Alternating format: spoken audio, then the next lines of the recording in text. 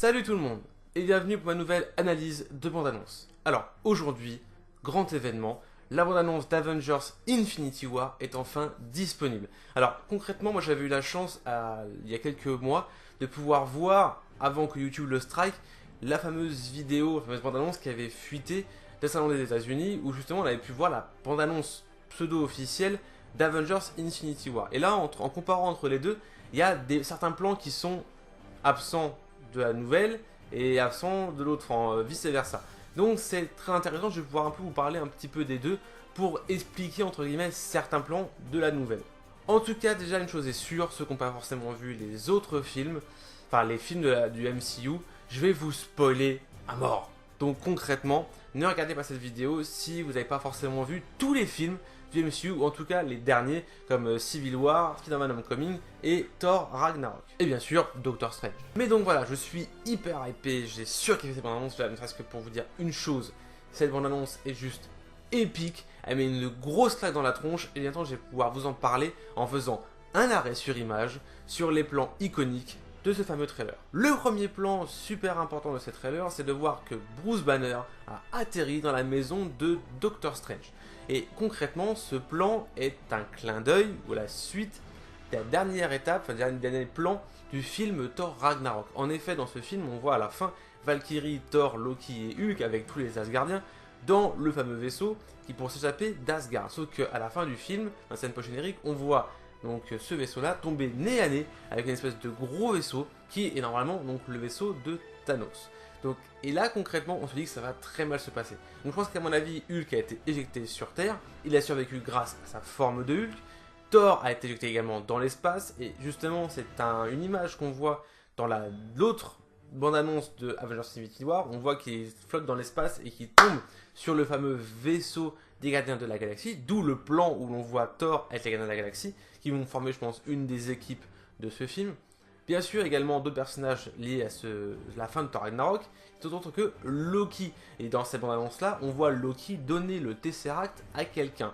Et on sait très bien qui ça peut être. Enfin, soit c'est Thanos, il le donne pour sauver sa vie, soit l'un de ses sbires, l'un des sbires de Thanos. Et de toute façon, dans tous les cas, dans la bande-annonce, on voit vraiment Thanos, qui est juste hyper classe, même si son design a complètement changé, il est juste très très classe. On le voit avec justement son gant et la pierre d'infinité bleue donc qui est contenue dans le Tesseract sur ce gant. Mais concrètement, on voit également sur ce gant qu'il a déjà une pierre d'infinité, la fameuse orbe que l'on voit dans les Gardiens de la Galaxie. Mais normalement, cette orbe est dans la possession de la Nova Corp, et donc sur Nova Prime. Donc concrètement, c'est-à-dire que Thanos est parti foutre le bleu sur Nova Prime et bien sûr à récupérer ces fameuses pierres d'infinité. Mais concrètement, il y en a encore 4. Et les 4, on sait très bien où elles sont. Enfin, en tout cas, 3 principales. Celle du temps est sur l'œil d'Agamotto de Doctor Strange. Celle de l'esprit est sur le front de Vision. L'éther est en la possession de collectionneurs, normalement. Et la dernière, qu'on ne connaît pas encore, est à mon avis en possession du Wakanda. D'où la fameuse grande bataille qu'on va dans ce ça on en tiendra un peu plus tard. En tout cas, en parlant de Vision et sa fameuse pierre d'infinité qu'il a sur le front, on voit également un plan dans sa bande-annonce où il a forme humaine avec Scarlet Witch. Donc déjà, à la base, la relation continue toujours, ce qui est un beau lien par rapport aux comics.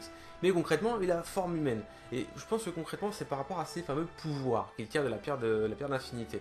Il a déjà la possibilité de créer son espèce de costume, son espèce de cape qu'on a pu voir dans Avengers Ère d'Ultron. Donc je pense que pour améliorer la relation qu'il a avec Scarlet Witch, il sait créer cette fameuse pseudo-peau pour avoir vraiment une forme humaine pour, je pense, améliorer leur relation, enfin aider leur relation. Mais on voit très bien également dans le film que Vision peut revenir sur sa forme entre guillemets combattante parce qu'il se fait attaquer par l'un normalement des membres de l'Ordre Noir, qui est donc l'ordre qui est à la solde de Thanos. Je crois que normalement dans ce film il y en a 4 qui sont annoncés. Et là, concrètement, celui, je pense, qu'il a sur lui, qui est en train d'essayer de lui prendre cette pierre d'infinité, n'est autre que Corvus Glaive, qui est une espèce de lance qui le rend immortel. Donc déjà, on voit l'un des membres de Noir essayer de prendre la pierre d'infinité. Mais on voit également dans ce plan un autre bâton, enfin un bout de bâton, qui normalement est la lance de, cette fois-ci, Proxima Midnight. Qui, quand il la lance, devient une espèce de trident qui a une super vitesse. Et bien sûr, on voit un plan, normalement, dans cette annonce de Proxima Midnight, qui attaque, vous savez qui, Captain America, qui est là également dans sa forme nomade. Parce que dans le film Civil War, on savait très bien que Captain America n'est pas d'accord avec le gouvernement et qu'il est obligé à la fin de déposer son bouclier. Donc il met au placard son rôle de Captain America. Et concrètement dans les comics à ce moment-là, il prend justement l'identité de nomade, un autre super-héros, mais ce n'est plus Captain.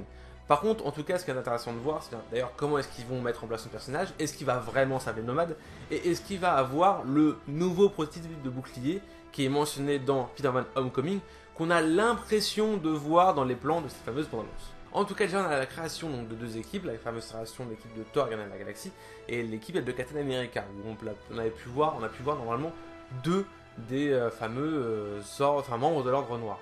Dans la bande-annonce, on voit également un autre personnage qui va rallier normalement cette équipe, et autre que Black Widow. Mais Black Widow en blonde. Alors, en blonde, à mon avis, c'est un clin d'œil, plus qu'autre chose, aux comics. Parce que dans les comics, une fois que Black Widow n'est plus assassine, n'est plus espionne, etc., une autre Black Widow la remplace. Et ce personnage-là est blonde. Je ne connais plus son nom et je m'en bats un peu les steaks, mais concrètement, je pense que c'est plus une référence aux comics qu'une vraie raison, etc. Après, je pense qu'ils vont l'expliquer au fur et à mesure, mais c'est quand même bien sympa, et de toute façon, ça fait un petit peu de changement dans les personnages, et c'est très intéressant. Comme je vous disais, plusieurs équipes vont se former dans ce film. Effectivement, l'équipe galactique, l'équipe avec Captain America, et l'équipe de New York, qui est normalement composée, bien sûr, de Doctor Strange, Iron Man, Hulk pendant un temps, j'imagine, et surtout Spider-Man. Déjà, on a un plan déjà avec Wong, Doctor Strange, Bruce Banner et Iron Man qui est juste mythique.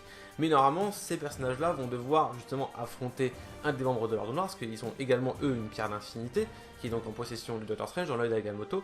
Et normalement, ce personnage-là devrait être Ebony Maw, une espèce de scientifique sur l'ordre de Thanos, mais on ne le voit pas forcément dans la bande-annonce. Mais à mon avis, il est prévu dans le film, donc concrètement, on devrait voir ce fameux personnage-là affronter Iron Man, Spider-Man et Doctor Strange. Et justement, parlant de Spider-Man, ce qui est très intéressant dans cette bande-annonce, c'est deux plans très iconiques, qui n'est autre que l'activation du fameux Spider Sense de Spider-Man, la première fois qu'on le voit, en tout cas dans le MCU, scène juste classe, et la scène où il met enfin le costume que Tony Stark lui propose de mettre à la fin de Spider-Man Homecoming, le fameux, je pense que c'est celui-là, mais peut-être qu'ils vont le dire autrement, ou en tout cas c'est juste un clin d'œil, la fameuse Iron Spider, qui est juste très classe, mais qui est bien sûr légèrement différente avec la fameuse version des comics qui est rouge et jaune avec des pattes dans le dos. Mais c'est peut-être même pas forcément ça, mais en tout cas c'est tout à fait stylé. Mais donc comme je vous disais, il y a également une autre pierre d'infinité à aller chercher, que Thanos souhaite aller chercher. Et pour moi bien sûr aller au Wakanda, sinon pas pourquoi forcément parler du Wakanda. Et bien sûr il y a une grande scène de bataille où on voit justement T'Challa avec toute son armée affronter les Outriders, qui sont une espèce d'aliens à 4 bras télépathes dans les comics.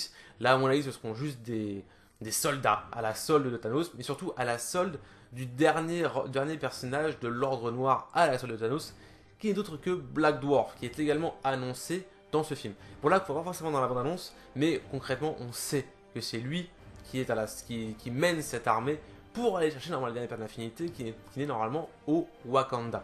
Cette scène est juste très bien dans la bande-annonce, sur un film de Seigneur des Anneaux ou un délire comme ça. Et j'ai vraiment hâte de voir ça à l'écran, ça me donne vraiment envie, mais vraiment envie.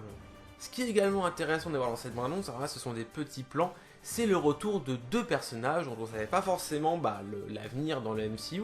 C'est autre que Winter Soldier, qui à la fin de Civil War est cryogénisé et avec un bras en moins. Là on a l'impression que tout va bien et en plus il a récupéré un bras, donc j'imagine en vibranium, vu qu'il est quand même gardé au Wakanda. Et sur le même plan, on revoit le retour de War Machine, qui est l'un des personnages qui est quand même pris passablement cher dans le film justement également Civil War. Donc c'est très intéressant de voir un peu comment est-ce qu'ils vont refaire revenir ces personnages et comment est-ce qu'ils ont évolué par rapport aux blessures qu'ils ont eues dans le précédent film. Bien entendu, il y a également beaucoup d'absents dans cette bande-annonce. On peut compter Valkyrie, Hawkeye ou Ant-Man. Alors, je pense que Valkyrie a dû prendre excessivement cher lors de l'arrivée de Thanos. Donc soit elle s'est enfuie, soit elle est morte, soit elle est partie chercher quelqu'un d'autre, etc. Donc on ne sait pas trop, on verra bien un peu comment ça va évoluer. Surtout elle est peut-être partie justement voir le collectionneur pour lui prévenir que Thanos était normalement en train d'arriver. Mais bon, on verra bien. Après, Ant-Man et Hawkeye, je pense que ils auraient pu les mettre dans la bande-annonce, mais je pense que justement il y aura peut-être une quatrième équipe qui sera avec, normalement, potentiellement, Nick Fury. Ce serait quand même très intéressant également de le revoir dans ce film-là. Donc il y aura peut-être également justement une espèce d'équipe qui va être un peu transitoire avec les personnages un peu plus, entre guillemets, humains, comme Nick Fury, Hawkeye et Ant-Man. Mais bon voilà, je pense que de toute façon, le film me hype complètement. J'ai vraiment hâte de voir ce film. Ça va être très dur d'attendre Avengers Infinity War. De même façon, j'ai même déjà en train d'attendre le quatrième, enfin ce qui va suivre derrière, parce qu'il y a tellement de personnages qui vont être annoncés, comme Captain Marvel ou Adam Warlock qu'on a pu voir justement dans la fameuse scène post-générique des Gardiens de la Galaxie numéro 2. Mais je pense que ça sera justement la partie justement galactique qui se passera après Infinity War. Alors après au niveau des noms, je sais pas comment est-ce qu'ils vont l'appeler, mais bon, ça a l'air d'être vraiment juste ouf. Je suis très hypé par ça et vraiment j'attends énormément ce film. Donc voilà, c'est donc mon analyse sur la bande-annonce de Avengers Infinity War. Si cette vidéo vous a plu, n'hésitez pas à liker, à commenter et à partager. N'hésitez pas non plus à vous abonner, ça me ferait extrêmement plaisir. Et je vous dis à la prochaine pour une nouvelle vidéo. A plus tout le monde.